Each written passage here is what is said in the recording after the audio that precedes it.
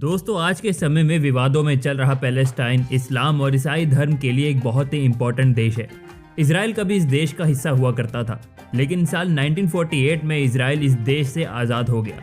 इस वीडियो में हम इजराइल और पैलेस्टाइन वॉर पर नहीं, बल्कि सिर्फ पैलेस्टाइन देश के बारे में ही बात करने वाले हैं।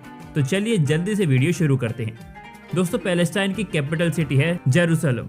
इस देश का official name state of Palestine है और ये एक बहुत ही छोटा सा देश है जिसका एरिया सिर्फ 6020 स्क्वायर किलोमीटर है। इस देश की आबादी 50 लाख के करीब है। दोस्तों, इस देश में सबसे ज्यादा मुस्लिम आबादी है जो कि 93% है और बाकी 7% लोग ईसाई और यहूदी धर्म को मानते हैं और इसीलिए इस देश की ऑफिशियल लैंग्वेज अरेबिक है। इस देश का लिटरेसी रेट 96% है। इस देश की करेंसी की बात करें तो इस देश में इजराइल शकेल और जॉर्डानियन दिनार ये दो करेंसी चलती है।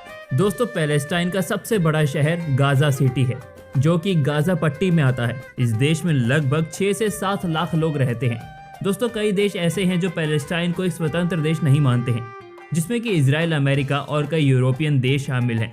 पैलेस्टाइन के पेड़ों में से आपको 70% पेड़ में ऑलिव ट्रीज ही देखने को मिलेंगे। इस देश के लिए ऑलिव ट्री बहुत ही इंपॉर्टेंट है क्योंकि पैलेस्टाइन की इकोनॉमी का कुछ हिस्सा ऑलिव ट्री और उनसे बनने वाले प्रोडक्ट पर ही डिपेंड करते हैं।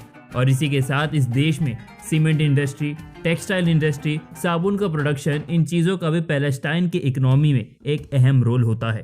इस देश में बड़े पैमाने पर स्टोन प्रोडक्शन भी किया जाता है।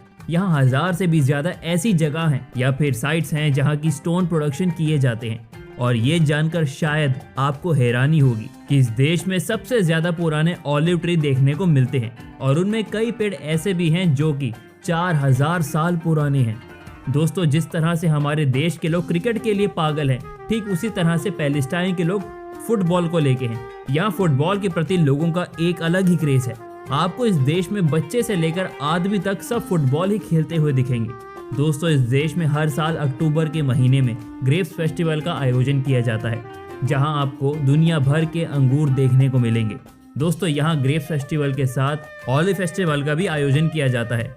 जैसे कि मैंने आपको स्टार्टिंग में बताया था कि पैलेस्टाइन इस्लाम और ईसाई धर्म के लिए एक इम्पॉर्टेंट देश है, क्योंकि एक वक्त जहां आज इजराइल है वो सारा हिस्सा पैलेस्टाइन का ही हुआ करता था।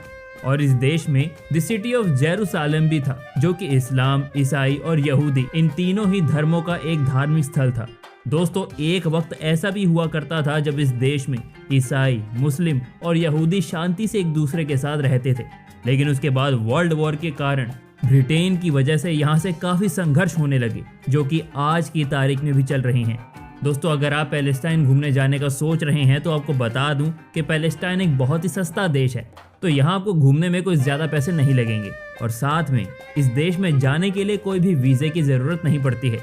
कई ऐसी बेहतरीन जगह मौजूद है जहाँ के हर साल काफ़ी ज़्यादा टूरिस्ट आते हैं, जिनमें कि ओल्ड सिटी में मौजूद टेम्पल माउंट, जीसस का birth place, Church of the Nativity, Dead Sea जिसे कि मृत समुद्र कहा जाता है, ऐसे बहुत सारी जगह शामिल है जिनकी वजह से आप पैलेस्टाइन विजिट कर सकते हैं।